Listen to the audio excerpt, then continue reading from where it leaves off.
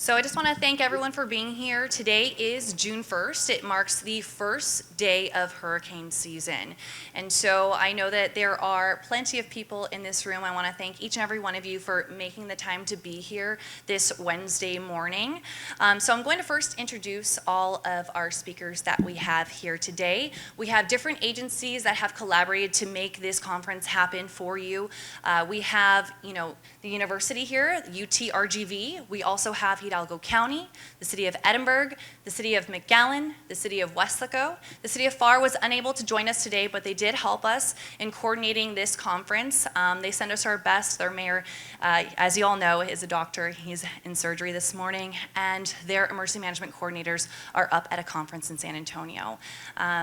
And so we also have the city of Weslaco that is here with us as well. So we're going to go ahead and get this program started. Hi, good morning. Good morning. So we'll go ahead and get this program started. The first person I'm going to call up to open us up here and discuss the outlook for the 2022 hurricane season is Hidalgo County Judge Richard Cortez. Well, good morning, everyone. I want to start by thanking UTRGV. It's always great being here in the great city of Edinburg, our county seat. In addition to the start of the hurricane season, Hidalgo County Commissioners Court have also declared today as the Meteorologist Day and Emergency Management Coordinations Day. This is a reminder that hurricane preparedness is a community-wide, obligation. From the weather people who give us advance warnings of storms to the EMCs who are constantly planning and preparing for any storm contingency, the theme is one of constant preparedness. That preparation must extend to the residents of Hidalgo County. To help, Hidalgo County's Emergency Management Division has prepared a downloadable emergency preparedness guide. This includes how to create an emergency plan for your families, what to include in your disaster kit, and how to plan for your pets and evacuation routes. Simply go to hidalgocounty.us and click on the link on the homepage. In addition, the county has an emergency alert system called Hidalgo that I encourage everyone to join. There is a link in our emergency preparedness guide so that you may register to receive emergency notifications. As you may know, forecasters with NOAA have predicted above average activity this hurricane season with 14 to 21 named storms. This number includes the potential for as many as 6 major hurricanes. That marks the 7th year in a row that we have seen above average activity. As you can tell from all the people gathered here today, government agencies at every level, including the county level, are constantly preparing for any hurricane-related emergency. Our hope is that every family in Hidalgo County does the same. And as evidenced by today, I think we're off to a good start. Thank you.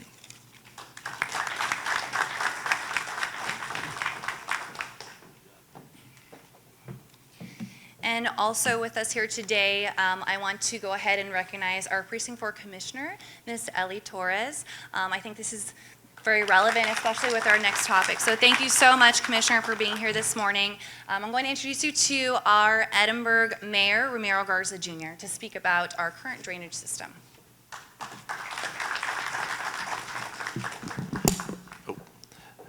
Thank you. Good morning, everyone. Such a great day today to join our fellow mayors and county leaders here today.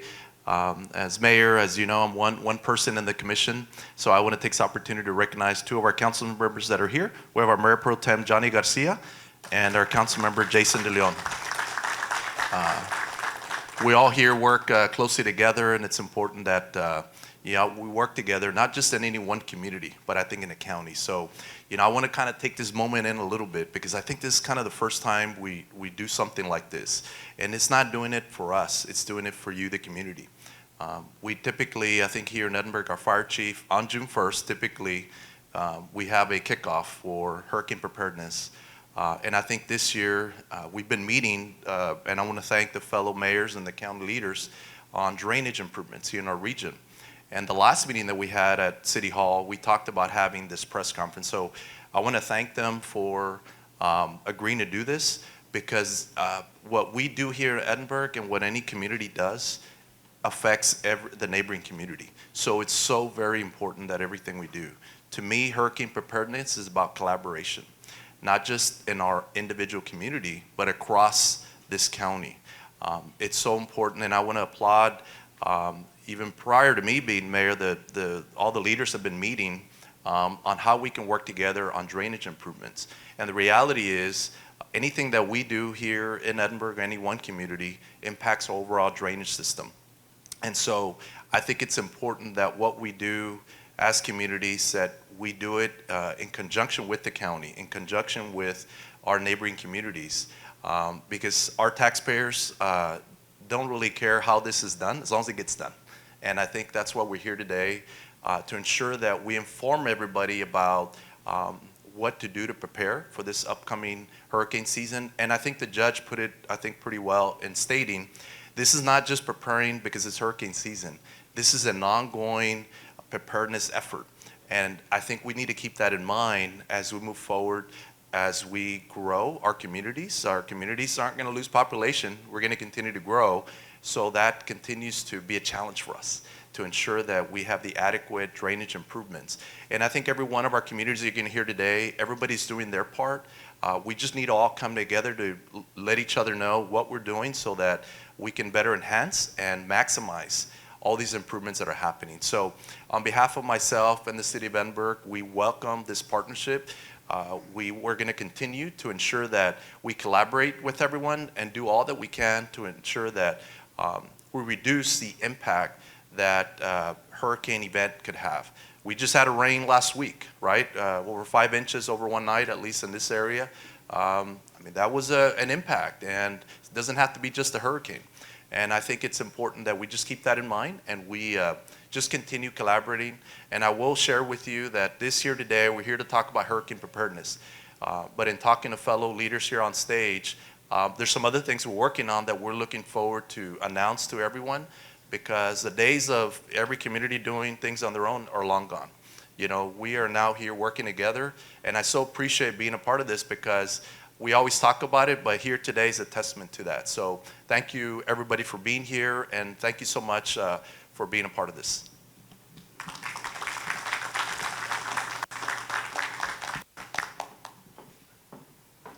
Thank you so much, Mayor. And to talk about some of the past experiences of the storms that we have seen here in the Rio Grande Valley, I'm going to introduce Mission Mayor Dr. Armando Ocaña.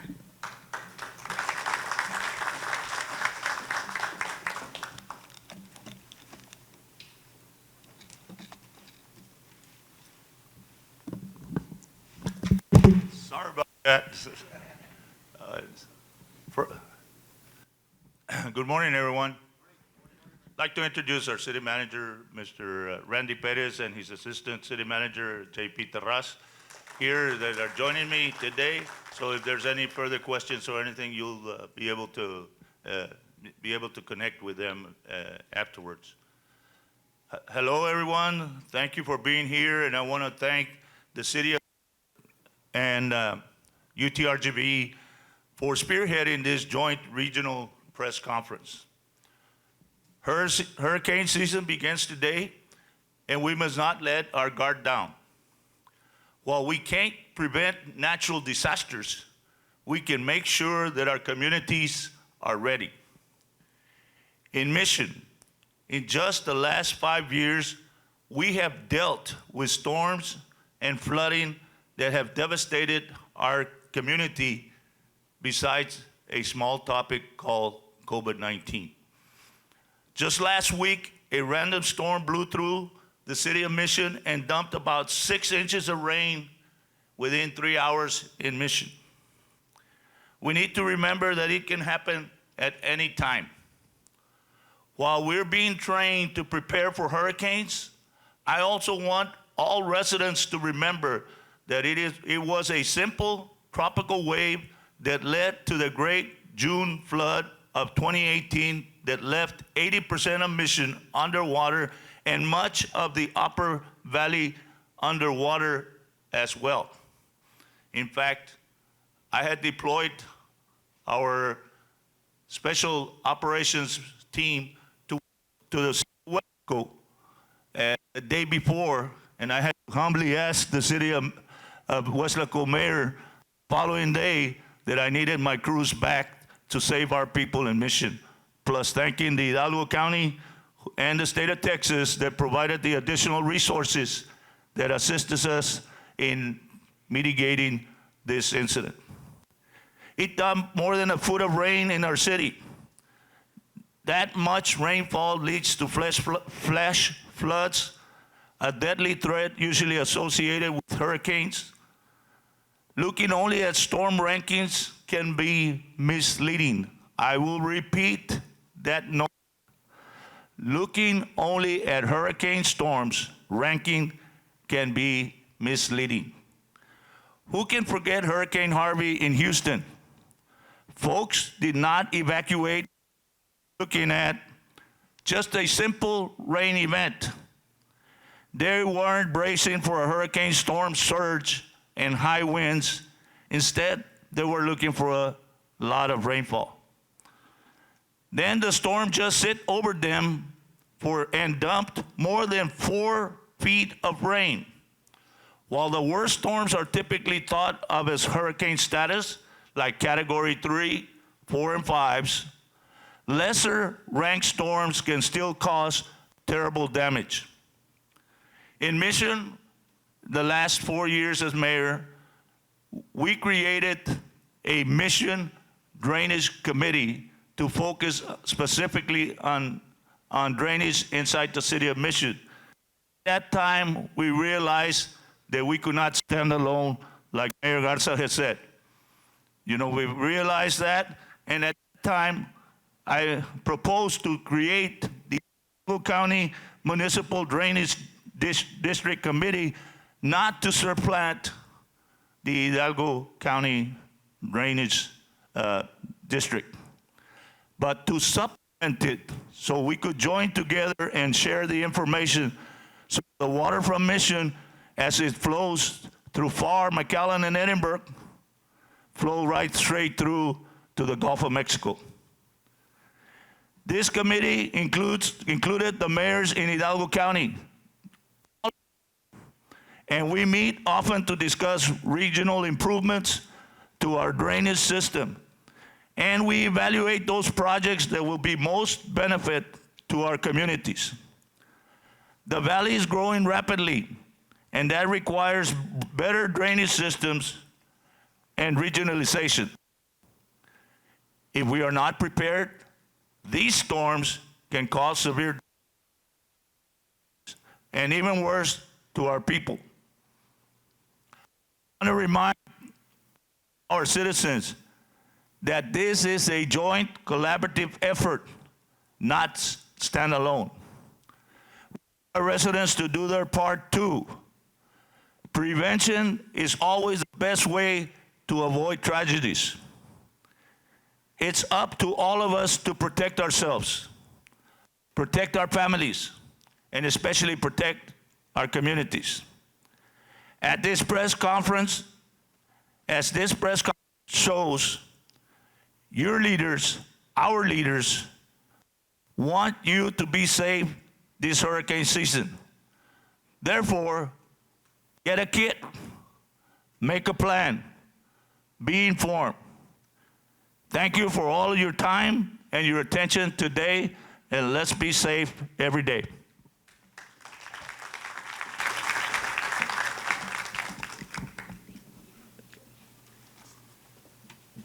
Thank you so much, Mayor.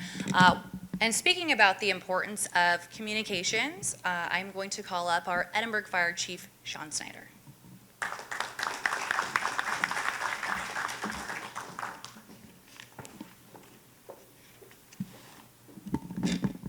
Good morning to everybody. First of all, I'd like to thank all of our elected officials and appointed officials for taking the time to be here together working for a common goal and a common purpose. You know, the fire service has always been very well known for crossing jurisdictional boundaries anywhere, whatever it takes to get the job done. And this is what it's all about, is everybody talking and collaborating and being prepared. The mayor mentioned also for Mission about the fact that it doesn't take a hurricane. It can be a severe weather event. And the most important thing for everybody to remember is it only takes one. This one or that one is just the one that hits you that's going to be the most impactful. So everybody being prepared, being mindful of information that's available, this is the key factor that we want to focus on today. So my area is talking about communications, and you know that been around here long enough to know that there was a time when the only time we listened to stuff was on TV, radio, or the newspaper. And today's world, we have so many things that are available to us today, right now, that you can get information at your fingertips. And it just takes a little bit of time for you to set that up and make sure that you're tied in with all the alerting systems that are available to you through the county, through the state, and through the cities to be informed of not only severe weather, but anything else that's impacting the community. Every city here represented today has a system in which you can tie into their social media points and have that as an immediate alert to your phone, to your email, to let you know what's going on and what to be prepared for. And also, there's a pile of tips that you can use to help prepare yourself for a storm or a rain event, and doing that before it ever is on the forecast. Taking the time to set that up and have your family, your children, and your entire family notified of what it is that's coming through the social media formats. On the front side of that, if you go to the cities and the counties' websites, that is the first point of getting information and signing up for these alerts. So I encourage everybody to do so. And the next part is the weather pieces that are available through the county and the state. If you take the time to sign up for those, whenever a storm comes, and it doesn't have to be a hurricane, it can be a storm coming in, it will give you preempted information that you have this much time to be prepared, and it will show weather maps that prepare you and gives you the opportunity for you to make decisions with your family. You might be okay, but what about your entire family? Do they need to be moved to another point to be safe? And this information through the communications networks, and I'm so happy to know that every city that's represented here in Hidalgo County and the county has those tools at your fingertips. All we have to do is reach out, grab them, and set them up on our phones and our computers. Thank you very much for taking the time to be here today.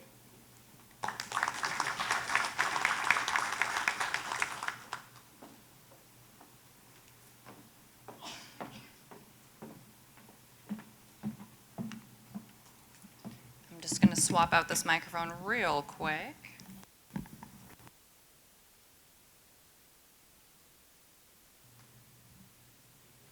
Thank you so much. So just to follow up a little bit as far as with communications, there's also some other helpful phone numbers to have. Those also include the power and electrical companies. I know this is one that a lot of the different government entities get a lot of questions about. Hey, what's going on with the power? Where are the outages? So these are some helpful phone numbers to have for our residents, just so they know who to contact. And also just making sure that when you go out, especially if there is a storm coming, to make sure that you're prepared and check the road conditions. I'm also going to call up our McAllen mayor as far as the preparations, what residents can do to make sure that they're safe and they can secure their home. So would you please help welcome me in introducing McAllen Mayor Javier Villalobos.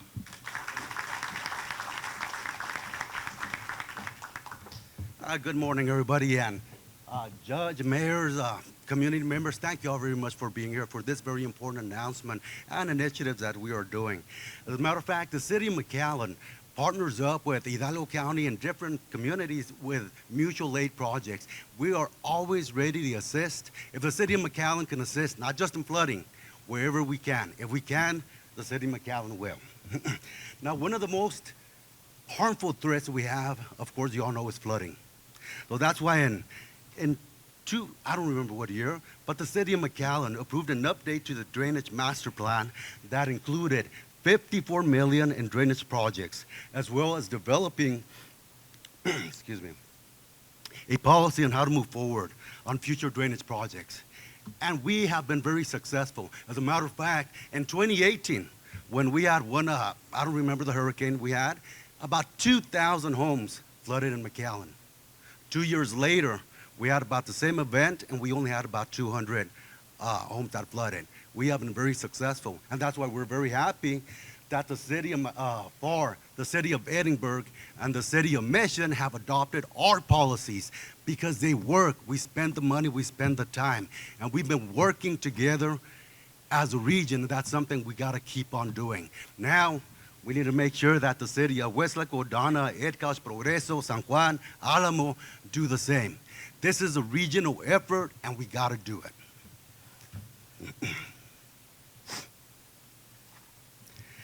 But now here's the good stuff, how to prepare for hurricane season. We as residents expect our city and county government to be ready for our police, fire, and other emergency services to respond. But how are we preparing ourselves?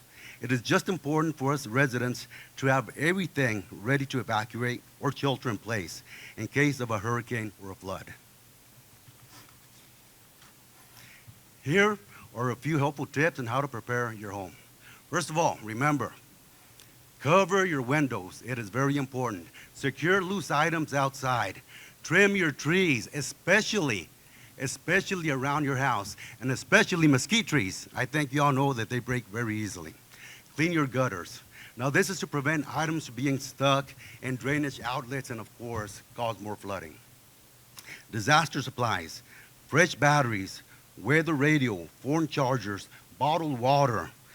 Identification documents are very important. We must always have them ready. Insurance information, always have it ready. Non-perishable foods such as crackers, peanut butter, protein bars, baby food, bottled water, and of course, for our little puppies, we must always have pet food. Flashlights with batteries. Always have cash in hand, and always, whenever something like this is happening, we must always have a full tank of gas. If they tell us evacuate, ladies and gentlemen, evacuate. And that is very important, and a lot of the times we don't listen. We have to listen to the authorities. Medication and list of prescriptions. By having these items in hand, you and your family can be ready when you receive the code red or under other notification. You can stay safe by being ready. Thank you.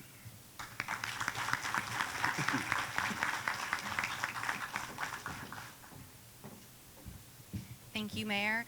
I'm going to introduce you to UTRGV's Emergency Management Coordinator, Pablo Mendez, to discuss how you can also protect some of your valuable assets.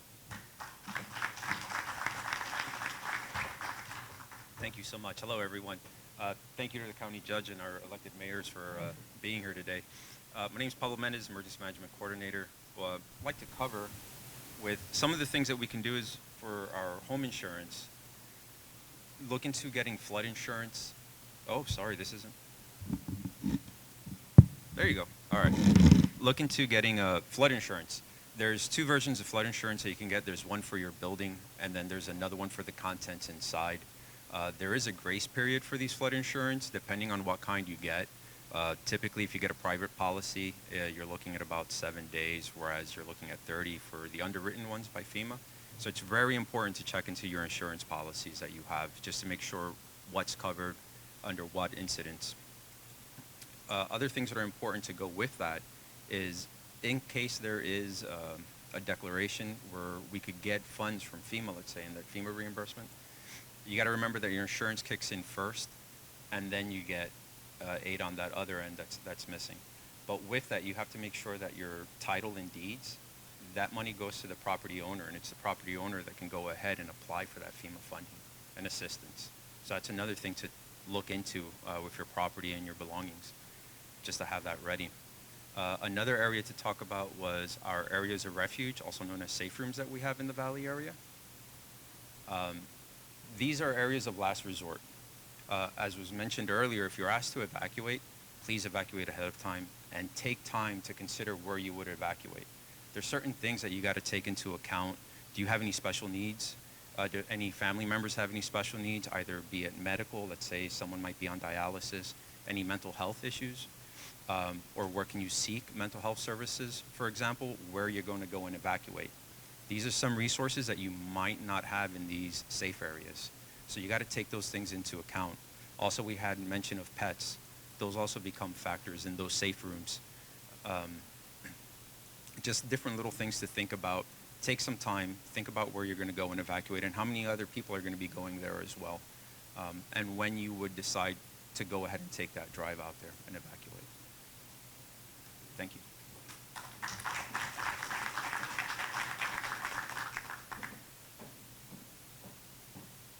Thank you so much, Mr. Mendez. I'm also going to introduce Weslaco Mayor David Suarez to discuss a little bit more about disaster declarations.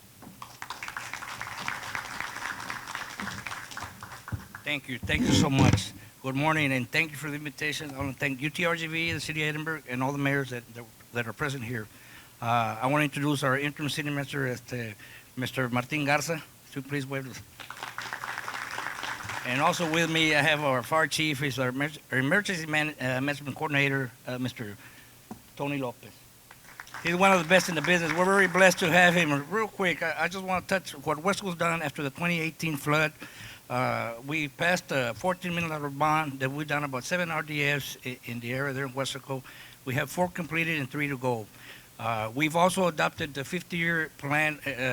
Our ordinance changed to 50 years. We implemented a drainage committee which is overseeing those bond projects, and we're about 3/4 completed. We're still working on it, but we had some tests on this system, and it's done better. In 2018, the basic subdivision and the majority of Weslaco, 24% of Weslaco was underwater. We're happy to report we haven't gotten that much rain, but we've tested already, and the system is working. We're creating positive flow. We're creating these RDFs, and we retain the water and moving it downstream. I don't know if I'm pretty sure a lot of people know here the water it rolls downstream, and they mentioned earlier, a couple of members mentioned that the water from Mission all the way down to it flows all the way down to Weslaco. It's about 264-foot drop from McCook to Weslaco. Then it goes to Laguna Madre. It's another 65 feet drop. It only drops a foot a mile, so the water stacks there. So that's the problem that we're working with, and RDFs are the only way to go to retain some of the water, keep it from the residents' house, and then move it on positive flow under what I call the drainage ditches and conveyor belts. Weslaco has done drainage maintenance, drainage projects that I mentioned through the bond, response preparedness, and the recovery. That's what we focus on. City of Weslaco is a regional response-oriented city. By working together and combining resources with regional partners, all incidents can be managed safer and mitigated faster. As a result, it saves lives and property during disaster response and post-disaster recovery. I'm going to defer my time a little bit to our emergency management coordinator, and he will talk a little bit about disaster preparedness or disaster declaration and what takes place. You know, the mayor or the county judge is the one that calls for the disaster, and they're in charge in the emergency for the first 7 days. But without further ado, I'm going to let my chief explain a little bit about that and what he's done at City of Weslaco. Round of applause for my chief, Tony Lopez. Thank you, Mr. Mayor. And thank you to all the mayors and county judge and my counterparts in emergency management. This is very important for us to have these type of events. This is not the first time, this is not the second time or third time that we all get together to talk about this. This is a year-round talk about what we're doing to respond. Not only for hurricane season, how the other mayors have mentioned, these are the waves that we see, Channel 5, Channel 4, all the news media, push out that, hey, we're going to have a rain event, might be 1 or 2 inches. We're thinking 10 inches. We're planning for worst case scenario. So I know the emergency managers are probably talking to the mayors, the city managers, like I was last week with my city manager almost at 1 o'clock in the morning, giving them a brief of what I was seeing. Those are sleepless nights that we have, but that's our job. That's what we do. So what the mayor was talking about a little bit about declaration, disaster declarations, there's 2 different things. And I would like the citizens to know about that is that initially when we're monitoring systems that are coming in, a potential impact to resources that we have within our cities and our region, we have what we call emergency declaration.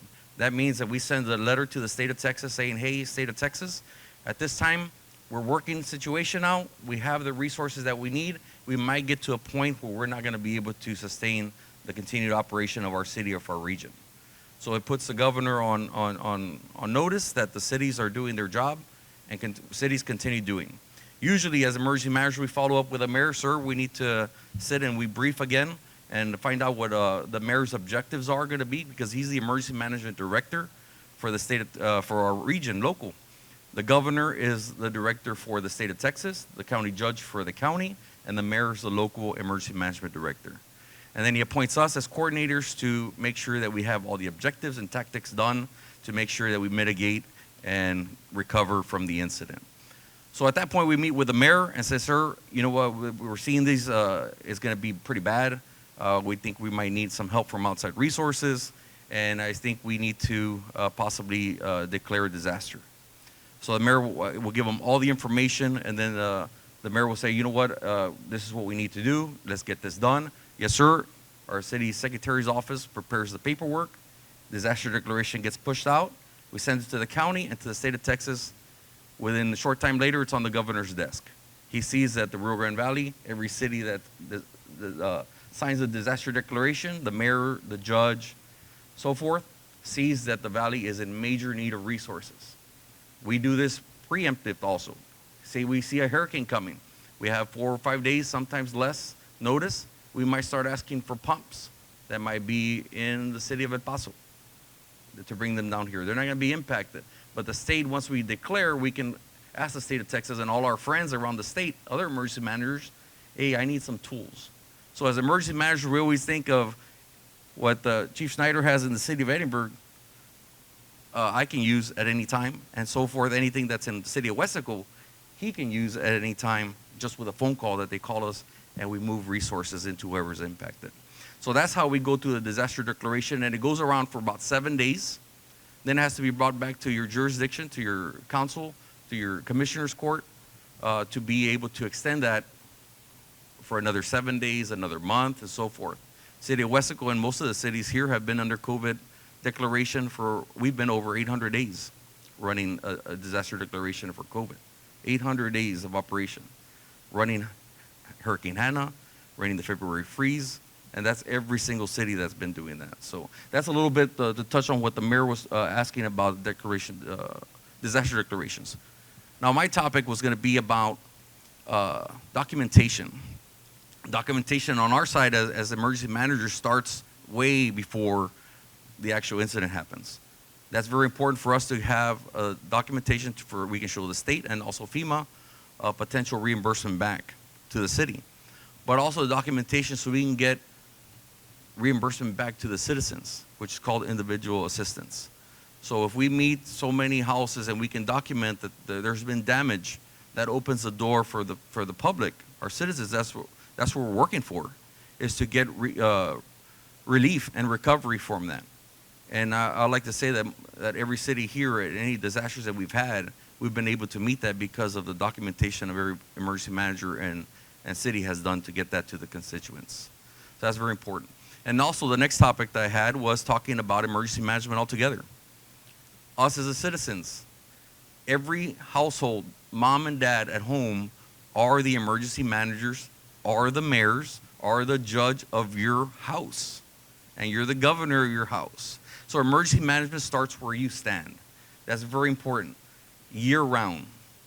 You go out and walking around in your neighborhood, you see a plastic bottle on the curb, and you're passing by, you pick it up, you're walking down your neighborhood, your next neighbor pick up the trash can, throw it in there. You mitigated your neighborhood from having any potential flooding.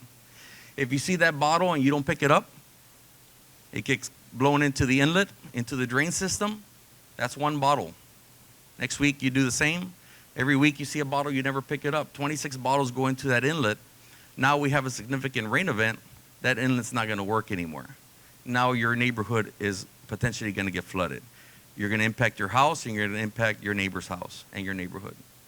Your neighborhood is your community that you live in and you should be responsible for. I saw this as emergency managers, City of Weslaco, over 47,000 people. We do every day to do that. Other cities, over 100,000 people. Visitors coming in, we have to look at everybody. But everybody is part of the team. Every person within your community is part of the emergency management team. So please, that's what we ask, is emergency management starts where you stand. If you can mitigate issues on your own yard, it's going to help us help the ones that cannot. And we have a lot of elderly population in our cities that we also need to look after. And then also evacuations. If we know a neighbor that lives by themselves and they're elderly, please look at your neighbor and see if they need any help. And if you cannot help them, let the city know that your neighbor needs help. And we will find resources to get them. So the big topic is emergency management starts where you stand. Emergency management is everybody's responsibility. And together, as a 2-point-some million people that live in the Rio Grande Valley and 1-point-some that live in Hidalgo County, we're going to make it happen. And we have been. We've been very resilient. Thank you to the commission, anything, the city, county commissioners, and the city commissioners, because what impacts the city is going to impact the county. What impacts the county is going to impact the city. We're in it together. And we share resources and knowledge every day. So thank you very much for having this, and I appreciate the opportunity.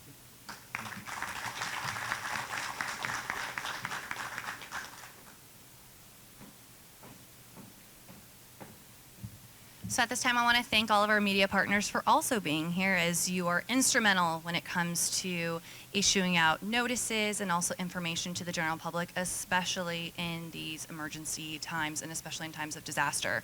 So if you have any questions, we do have a microphone that is roaming in the back. We'll also, take and step away to do separate interviews at your request if you'd like as well. But if anyone has any questions, please raise your hand and we'll bring a microphone over to you. No questions? All right, thank you so much for all of those who are tuning in on Facebook and also Spectrum 1300. We appreciate all of your time, and we hope that you have a beautiful rest of the day, and we hope that you are prepared. I want to thank all the organizations who are up here with us that made this press conference happen. We really wanted to make sure that our residents feel that they are going to be prepared coming into this hurricane season, and of course we could not do it with all of our leaders and our emergency management coordinators. So I want to go ahead and thank Hidalgo County for being here today. I want to thank the University of Texas, Rio Grande Valley, the City of Edinburg, the City of Weslaco, the City of Mission, and the City of McAllen. Thank you all so much for being here, and if you have any questions, feel free to pull us aside. Thank you very much.